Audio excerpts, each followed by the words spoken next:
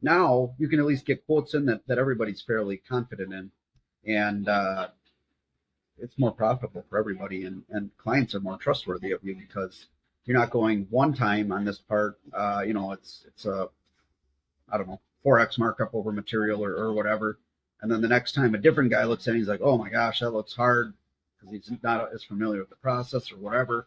Marks it up 6 times, and then the client's going, I don't, what the heck are they even doing over there?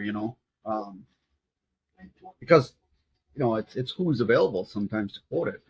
One guy might be more familiar with one type of machinery or a machine or tooling or whatever we're doing as part of the process, support removal.